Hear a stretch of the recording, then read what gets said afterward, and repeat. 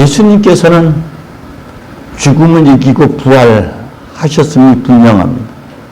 그러나 주님이 부활하신 것과 나의 부활은 어떠한 관계를 맺고 있는지를 성찰할 수 있어야 됩니다. 막달라 여자 마리아는 누군가가 내 인생을 훔쳐갔다, 내가 가장 소중히 여기는 것을 강탈해갔다 라는 피해의식에 젖어 있었습니다. 그래서 그가 무덤을 들여다 보았더니, 그런데 그 무덤이라는 것은 우리의 가장 아픈 시기, 어둠의 시기, 암흑기를 바라본다는 것이죠. 그 무덤에는 생명을 십자가에서 강탈당했던 예수가 묻힌 곳이기도 하지만 거기에 그 중심에 하나님이 계셨고 부활하신 예수가 있다라는 것을 통해서 마리아는 그 피해의식으로부터 벗어나는 부활을 경험하게 되죠. 늘 자라만 보고 놀랬던, 소뚜껑 보고 놀래하는 삶에서 이제는 소뚜껑을 소뚜껑으로 인식하는 삶으로 변화되었다. 그것이 마리아가 경험한 부활입니다.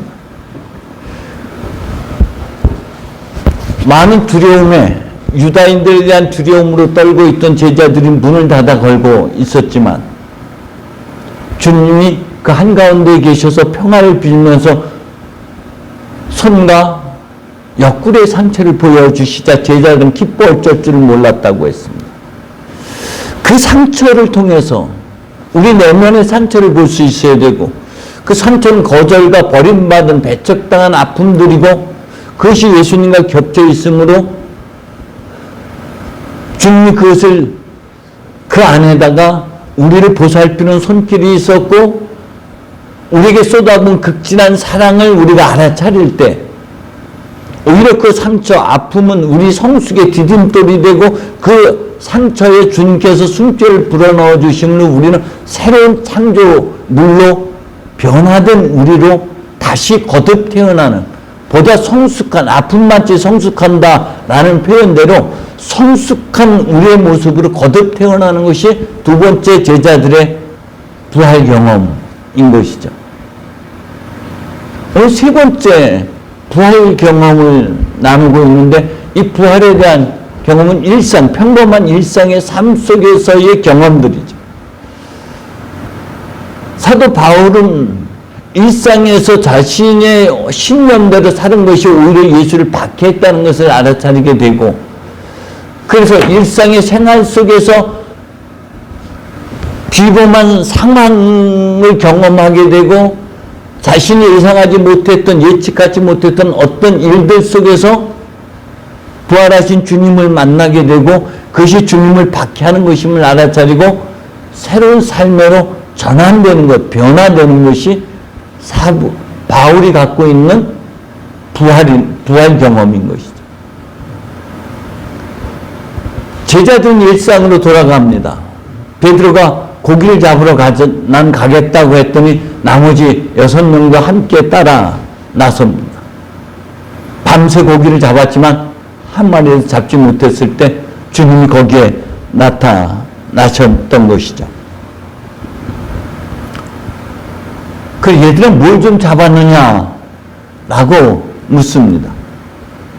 여기서 뭘 좀 잡았냐고 하는 것은 고기를 잡았냐라는 것의 의미를 넘어서 고기가 갖고 있는 상징적인 의미가 있어요. 인생의 맛을 더하는 그 무엇, 밥의 맛을 더하는 그 무엇을 건져내느냐. 제자들은 지금 일상의 삶에서 의미 있는 삶을 살고자 나름 노력했지만 모두가 헛고생이었다라는 것이죠. 그랬을 때 주님께서 배 오른편에 그물을 던져보라고 하시자 제자들 그대로 하였더니 엄청난 고기가 잡혀들었다라고 표현하고 있습니다. 이것은 누가복음에서 깊은 데로 가서 그물을 던져라 하는 것과 병행구조를 이루고 있죠. 엄청난 고기가 잡혀든 것을 보고 누가복음에서는 네 제자가 주님이심을 알아차리고 두려워 떨고 주님 저는 죄인입니다. 저를 떠나소서라고 고백했던 경험이 있죠. 반면에 요한복음에서는 엄청난 고기가 잡혀든 것을 보고 요한만이 저분이 주님이심을 알아차립니다.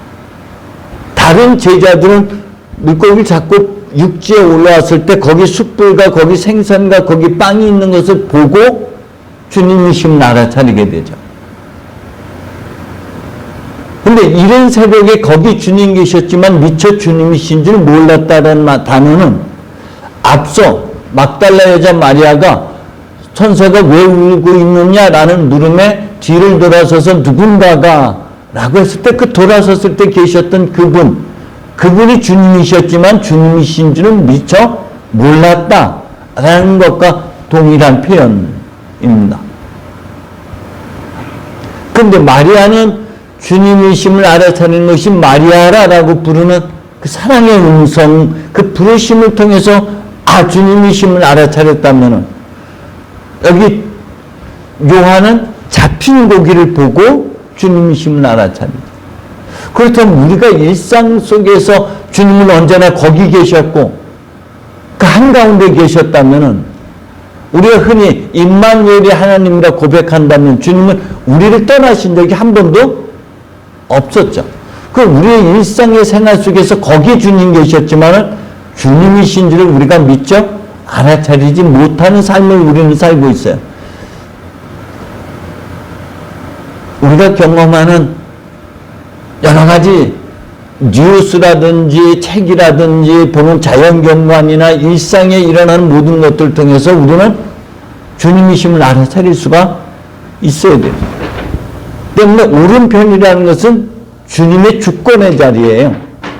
그러니까 내 생각을 떠나서 다시금 주님의 자리에서 주님의 말씀을 가지고 내 삶을 성찰하고 일생을 돌아보면서 그때 거기 그 상황 속에 계셨던 하나님, 내가 하나님 왜 날 버리셨습니까? 라고 울부짖고 부르짖을 때 거기 계셨던 하나님을 알아차리게 하는 기도가 바로 오른편에 그물을 던지는 것이죠.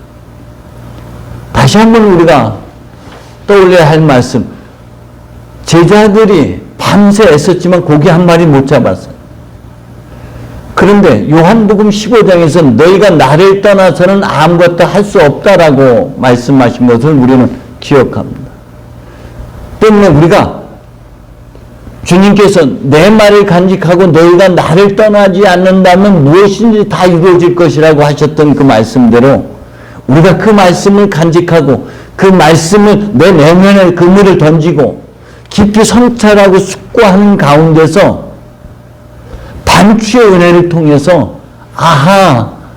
이게 하나님의 은혜였구나. 그때 그 고통과 그 아픔들은 허락된 순환이었고 그 자리에 주님 계셨고 그것을 통해서 나를 이런 삶으로 변화시키는 은총의 시간이었음을 고백해낼 수 있는 게 그게 우리의 부활인 것이죠.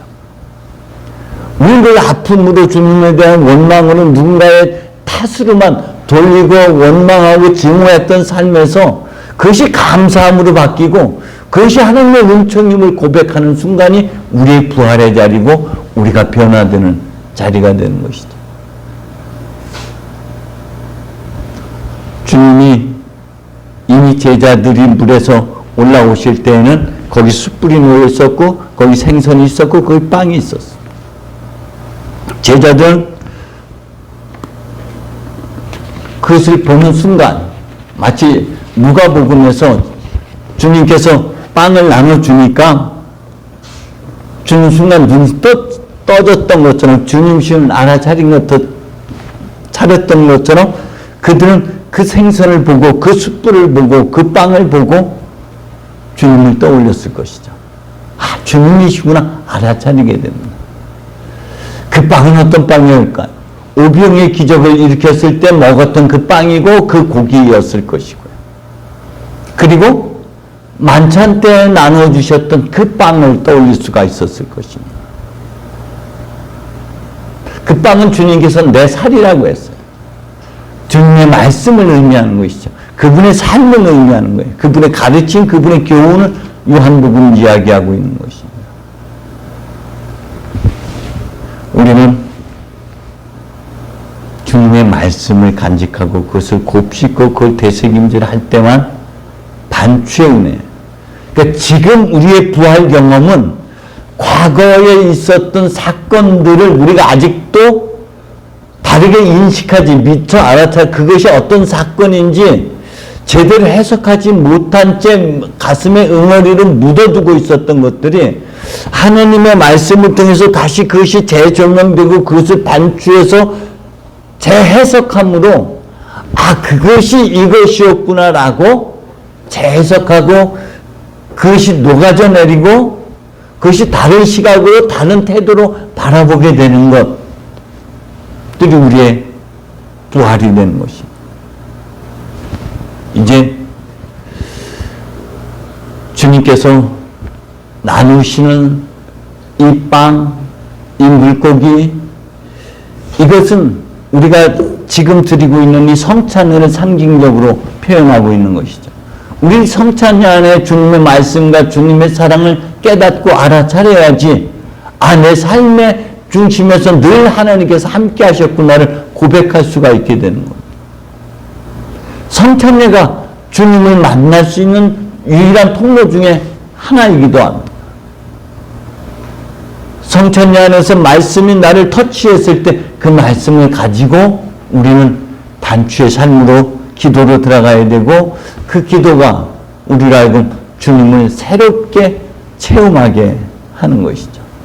이 조반이 끝나자 이 성찬례가 끝났을 때 주님이 베드로에게 묻습니다. 네가 날 이 사람들보다 더 나를 사랑하느냐? 자, 우리가 성찬례 끝나고 나면은 이거 나갈 때 들은 이야기, 읽은 성경 말씀 다 털어놓고 가잖아요. 그리고 다시 근심 걱정이 보따리 다시 간직 끌고 가잖아요. 그러지 말고 그때부터 또다시 되새김질이 시작되는 거예요. 주님께서 요한의 아들 시몬아 하고 시몬에게 묻자 베드로가 대답합니다. 이것도 여러분 묵상의 소재예요. 요한의 아들 시몬아 내가 나를 사랑하느냐고 물었더니 베드로가 예 주님 아시는 바와 같이 라고 시몬이 시몬에게 물었는데 베드로가 대답한다. 이게 어떤 의미가 있을까? 이것을 가지고 여러분 이 한 주간에도 기도 제목으로 삼으셨으면 좋겠습니다. 요한일서에서는 우리에게 이렇게 표현하고 있습니다. 우리가 사랑이 무엇인지 몰랐을 때 주님께서 하나님께서 당신의 아들을 우리에게 내어주심으로 사랑이 무엇인지를 알게 하셨다. 그리고 4장에서는 주님이 먼저 우리를 사랑하셨기 때문에 우리도 사랑할 수 있게 되었다라고 표현합니다. 그 3장에서 요한은 계속해서 이렇게 표현합니다. 내가 말하는 사랑은 하느님을 향한 여러분의 사랑이 아니라 우리를 향한 너를 향한 하나님의 사랑이라고 말씀하고 있는 것이죠. 우리가 하나님을 사랑할 수 없어요. 먼저 사랑할 수 없습니다. 그렇다면 이 물음은 다시 뒤집어야 돼요. 이렇게 주님께서 말씀하셨을 겁니다. 베드로, 내가 다른 사람들보다 더 너를 사랑하고 있는 것을 아느냐? 로 바꾸어 물으셨을 수도 있어요. 네, 주님. 다시 주님이 정말 내가 너를 사랑하는 것을 알고 있느냐? 예, 주님. 어떤 세력도 나를 향한 하나님의 사랑에서 떼어낼 수 없습니다라고 아마 고백해야 될 것입니다. 또 한 번 묻자 베드로는 뭔가 걸리는 게 있었어요. 자, 여러분 다시 한번 그림을 그려보십시오. 물가에서 이른 새벽에 올라왔을 때 숯불이 있었어요. 그런데 이 숯불은 대사제 집에 예수님께서 잡혀갔을 때 시몬 베드로도 그들 틈에서, 경비병들 틈에서 같이 불을 쬐면서 주님을 모른다고 3번이나 부인했던 그 장면하고 같이 겹쳐 있어요. 그 숯불은. 그 숯불은 정화를 상징적으로 의미합니다. 그 숯불 앞에서 지금 주님과 그 밤의 숯불과 지금 이 아침의 숯불, 그리고 그 주님과 지금 베드로가 같이 마주하고 있어요. 적어도 아마도 베드로는 그때가 떠올랐을 것입니다. 그런데 주님은 그것을 아시고